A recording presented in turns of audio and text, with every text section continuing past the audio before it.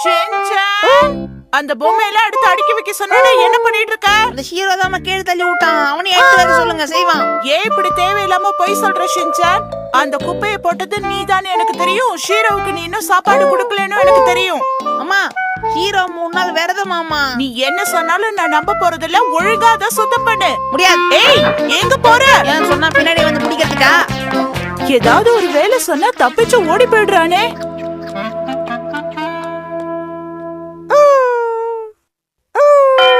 இன்னைக்கு நான் ஹீரோவாயிட்டேன்.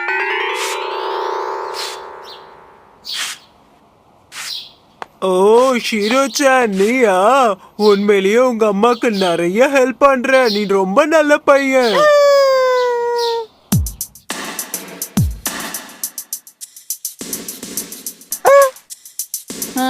என்ன ஹீரோ, நீ இத்தனோண்டு சாக்லேட் கொண்டு வர? ஒரு வேளைக்கு எவ்வளவு சாக்லேட் சாப்பிடுவேன்னு தெரியாதா?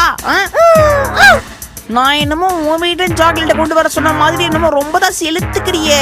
நேரா வீட்டுக்குள்ள போ, ஃப்ரிட்ஜை தோற, 3வது ட்ராயில் அம்மா நிறைய சாக்லேட்ல அடுக்கி வச்சிருப்பாங்க. அதை அப்படியே கொண்டு வந்து அண்ணன் கிட்ட டெலிவரி பண்ற, புரியுதா? ஆஹா ஆஹா, அங்கதான் அதேதான். பிரமாதமா பாலிஷ் போடுற ஹீரோ. பரவாயில்லையே ஹீரோ, நீ முதுகு மட்டும்தான் சூப்பரா சொரிவேன்னு நினைச்சேன். பரவாயில்லையே, வீட்டு கூட பொறுப்பா போயிருக்கிற. நல்ல புள்ள. சூப்பர், போ. சரி, இந்த வாக்கிங் கூட்டு போ.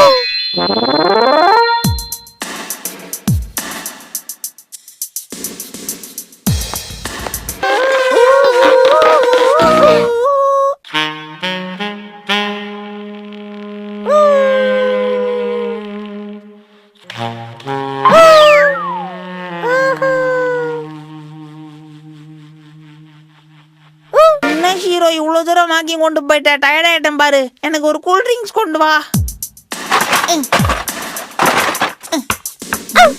ஆஹா, மிக்க நன்றி.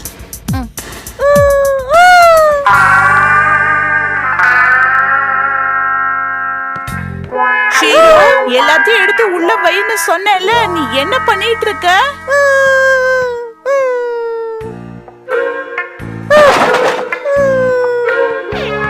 ஷீரோ, பொம்மையெல்லாம் எடுத்து வச்சதுக்கு அப்புறம் பாத்ரூமை கொஞ்சம் கிளீன் பண்ணிடு. பாத்ரூமை கிளீன் பண்ணி முடிச்சோட துணி துவைச்சிடு. ஹீமா வரி அதுக்குள்ள எழுந்திருச்சிருவா. அவ கூட போய் விளையாடு.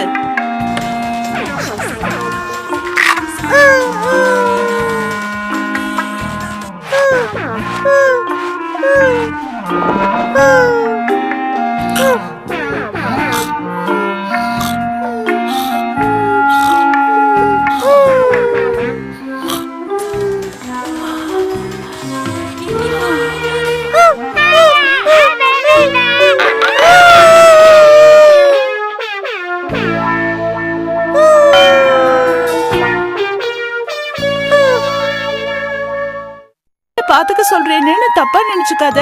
அவரு ஃபைல மறந்து வச்சுட்டு போயிட்டாரு. அத கொண்டு போய் கொடுக்கணும். நானாக்கும். பரவாயில்ல மேடம், இதெல்லாம் ஒரு பெரிய வேலையே இல்ல. எனக்கு எக்ஸாம்ஸும் முடிஞ்சிடுச்சு. அதனால உங்களை பாத்துக்கிறது எனக்கு கஷ்டமே இல்ல. நீங்க போயிட்டு வாங்க. இந்த ஃபைலை எடுத்துட்டு போகணுங்கிற பொறுப்பு கூட அவருக்கு இல்ல. எல்லா வேலையும் இந்த வீட்ல நானே பார்க்க வேண்டியதா இருக்கு. வர வர இவர மாதிரியே ஷின்சானும் வளர்ந்துட்டு வரான். சரி நானாக்கும், நான் போயிட்டு வரேன். பத்திரமா போயிட்டு வாங்க. சரி வா ஹிமவரி செல்லம், நாம போய் உள்ள விளையாடலாம். என்ன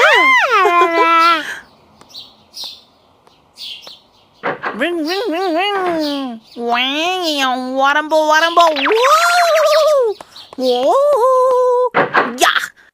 அம்மா, வந்துதான் உங்க புள்ளை. Chicken dish. ஷின்சான், நீ வந்துட்டு. அச்சோ, எனக்கு பசிக்குது. எங்க சாப்பிடுறதுக்கு என்ன இருக்குது? எங்க அம்மா என்ன வச்சிருக்காங்க வீட்ல? என்ன வேணும்னு சொல்லு ஷின்சான், நான் செஞ்சு தரேன். எனக்கு சாக்லேட் வேணும் நானக்காக்கா. சாக்லேட்லாம் சாப்பிட்டா பல்லு சொத்தையாயிடும். அப்படிங்களாக்கா? ஆமா ஷின்சான். உங்க பல்லு என்ன இப்படி அறிவுரை சொல்லியே சொத்தையாயிடுச்சா? சரி, ஒரே ஒரு சாக்லேட் தான் சாப்பிடணும். அதுக்கு மேல சாப்பிட கூடாது, ஓகேவா? அது எனக்கு தான். சீக்கிரம் ஃப்ரிட்ஜை மூடு ஷின்சான். புடிங். ஓஹோ, ஒன்னே ஒன்னு இருக்கிறதுனால நான் மட்டும் சாப்பிட்டுக்கிறேன். சரி, அது உருகிறதுக்குள்ள சாப்பிட்டு. என்ன பண்ணலாம்? நானுக்கோ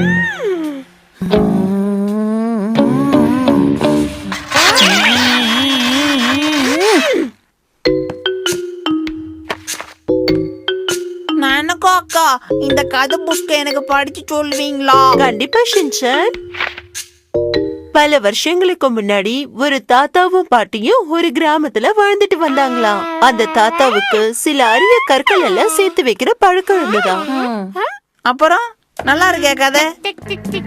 ஒரு நாள் அந்த தாத்தா கடைக்கு போயிட்டு வரேன்னு சொல்லிட்டு போனாங்களாம். அப்போ அவரோட கற்களை எல்லாம் யாரோ திருடிட்டு போயிட்டாங்களாம். அத நினைச்சு தாத்தா ரொம்ப வருத்தப்பட்டாராம். அதுக்கப்புறம் இன்னொரு கதை சொல்றேன். ஒரு பாட்டி வடை சுட்டுட்டு உட்கார்ந்துட்டு இருந்தாங்களாம். அப்போ ஒரு காக்கா வந்து அதுல ஒரு வடைய திருடிட்டு பறந்து போச்சாம். மரத்துல உட்கார்ந்திருந்த காக்காவை பார்த்து நரி பாட்டு பாடுன்னு கேட்டுச்சாம். அப்போ காக்கா பாட்டு பாடும்போது வடை கீழே விழுந்துச்சாம். அந்த வடைய கவ்விக்கிட்டு நரி ஓடியே போயிடுச்சாம். இதுல இருந்து என்ன தெரியுதுன்னு பாத்தீங்களா? அடுத்தவங்களை ஏமாத்திட்டு வந்தா நாமளும் ஏமாந்துதான் போவோம். புரிஞ்சுதா? இதை எப்பவும் ஞாபகம் வச்சுக்கணும் ஷின்சான். இந்த கதை போதுமா ஷின்சான்? என்னதுக்கா? நீ கவலைப்படாத ஹிமாவரி செல்லம், நான் உனக்கு பால் எடுத்துட்டு வந்து தரேன். என்ன அப்ப காதை கிளீன் பண்ணியா? சோகத்தை நானே போக்கிக்கிறேன். இப்படி சிரிச்சா ஈமா மாதிரி கூட டபாய்க்காம என்ன பண்ணுவா? பால் குடிங்க ஹிமாவரி செல்லம்.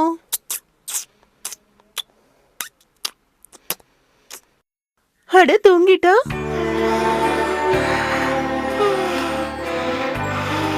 சின்ன குழந்தைங்க தூங்கும் போது பார்க்க எவ்வளவு அழகா இருக்காங்கல்ல.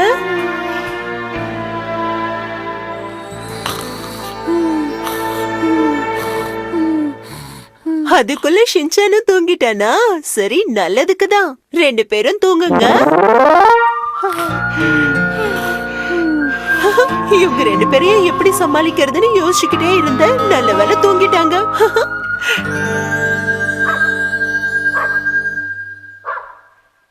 என்னது, நானோ காக்கா கிளம்பி போயிட்டாங்களா? ஆமா ஷின்சான், நீ தூங்கிட்டு இருந்த, அதான் எழுப்ப வேணான்னு கிளம்பிட்டா. என்னம்மா சொதப்பல் வேலை பண்ணிட்டீங்க. இனிமே நான் அவங்களை எப்ப பாப்பேன்னு தெரியல. கவலைப்படாத, நாளைக்கே நனாக்கோ வருவா. நானக்கா அக்கா என் காதை கிளீன் பண்ணுன்னு எவ்வளவு அக்கறையோட கேட்டாங்க தெரியுமா? அவங்க வரதுக்குள்ள நான் தூங்கிட்டேன்.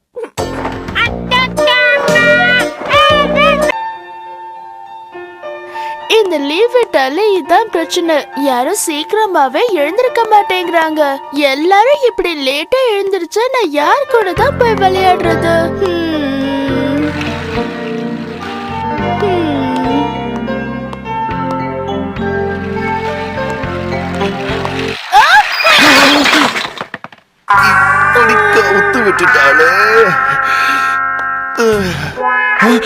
உனக்கு எதுவும் அடிபடலையே?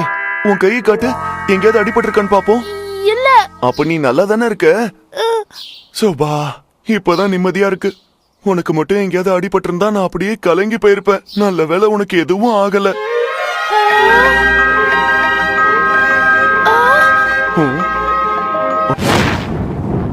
உனக்கு என்னாச்சு?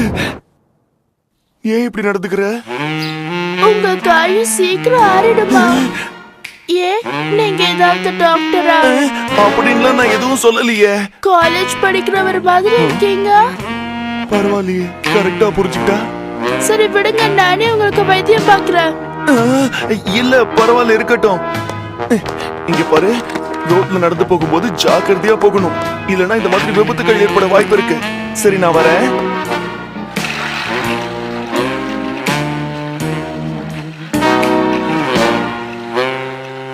எவ்வளவு நல்லவரு. இவருக்கு நன்றியே சொல்லலையே. அப்புறம் என்னாச்சு நானே? அதுக்கப்புறமா அந்த மனுஷன் திரும்பி பார்க்காம ஓடி இருப்பாரு. அதுக்கப்புறம் நாங்க ரெண்டு பேரும் கீழே விழுந்துட்டோம். என் கையெல்லாம் வலிக்க சரி, ஆரம்பிச்சிடுச்சு. எந்த கையில அடிபடுது அதை காட்டுக்குள்ள. அதுக்கப்புறம் நான் வலியில அம்மா டாக்டர் எனக்கு வலிக்குதுன்னு அழ ஆரம்பிச்சுட்டேன் தெரியுமா? என்னால வலி தாங்கவே முடியல. ஒண்ணுமே புரிய மாட்டேங்குது. நீ உனக்கு ரொம்ப அடிபட்டுச்சோ? இவன் சொல்ற கதை நம்புற மாதிரி இல்லையே. அதுக்கப்புறமா நான் எழுந்திருச்சு உட்கார்ந்துட்டேன். என் கைவலி எல்லாம் சரியாயிடுச்சு. எழுந்திருச்சு பார்த்ததுக்கு அப்புறம் தான் அவர் கையில அடிபட்டிருந்தது எனக்கு தெரிஞ்சது. ஆனா அத பத்தி அவர் கவலைப்படல. சீக்கிரம் சரியாயிடும்னு அன்பா பேசிட்டு அவர் போயிட்டாரு. நீயும் அன்பா நடந்துக்கணும். நிச்சயம் அதே மாதிரி நடந்துப்பேன்.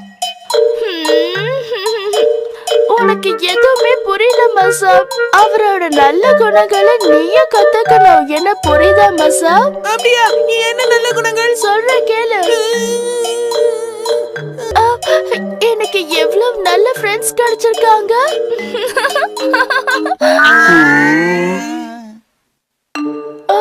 ஹே ஃப்ரெண்ட்ஸ், நான் அவருக்கு நன்றி சொல்லவே மறந்துட்டேன். அவர் என்ன பத்தி என்ன நினைப்பாரோ? மகாஜனங்களே, இந்த இடத்துல நான் ஒரு கருத்தை வைக்கலாமா? இப்படி 10 பைசா பிரயோஜனம் இல்லாத கதையை இவ்வளவு நேரமே பேசிட்டு இருக்குமே, இது எங்க போய் முடிய போகுது? அத பத்தி உங்களுக்கு எந்த கவலையுமே இல்லையாடா? அது அது வந்து அது இவன் வந்து விஷயத்துக்கே வர மாட்டேங்கிறான். இதுக்கெல்லாம் காரணம் நீதான் மசா. அதனால நான் கூட இனிமே விளையாட மாட்டேன். சென்சான், உண்மையிலே நீ என் கூட விளையாட மாட்டியா? அதான் தெளிவா எழுதிய கொடுத்துட்டேனே. இப்ப எதுக்கு நீ அழற? நான் என்னோட நன்றி அவருக்கு எப்படி தெரிவிக்கிறதுன்னு நான் ஒரு பிளான் போட்டு வச்சிருக்கேன். வழக்கம் போல நான் அவருக்காக சீக்கிரம் எழுந்திருச்சு பூ வாங்க போறேன். அவரு வழக்கம் போல அந்த வழியா காலேஜுக்கு போவாரு. அப்ப நான் இந்த பூவை கொடுத்து அவருக்கு நன்றி சொல்ல போறேன். இவன் என் கூட விளையாட மாட்டான்னு சொல்லிட்டு இருக்கா. நீ பூவை பத்தி பேசிட்டு இருக்க.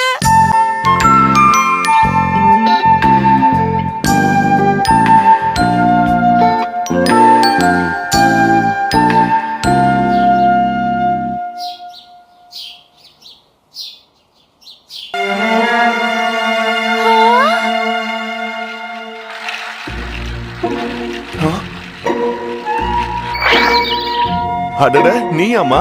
நான் சொன்ன மாதிரி ரோடெல்லாம் பார்த்து ஜாக்கிரதையா நடக்கறல்ல?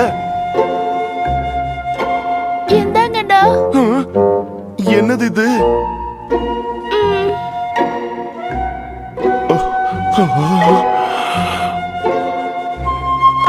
சரி கொடு. பார்த்து நசுங்கிட போது. எனக்கு இந்த பூவெல்லாம் பிடிக்கும்னு உனக்கு எப்படி தெரியுமா?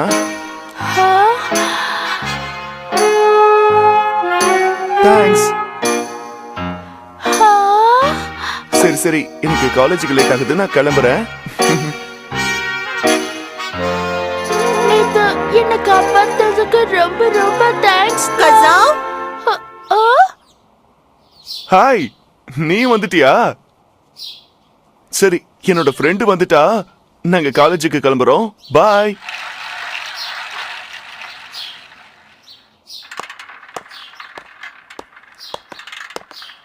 அது யாரு, உன்னோட புது ஃப்ரெண்டா? ஃப்ரெண்ட் எல்லாம் கிடையாது, சும்மா தெரிஞ்ச பொண்ணு, அவ்வளவுதான். தெரிஞ்ச பொண்ணுன்னு சொல்ற, ஆனா பூவெல்லாம் கொடுத்திருக்கா. என்ன விஷயம்? எது இந்த பூவை சொல்றியா? இது எனக்கு சுத்தமா பிடிக்காத பூ. ஏதோ கொடுத்தாலேன்னு வாங்கி வச்சுக்கிட்டேன்.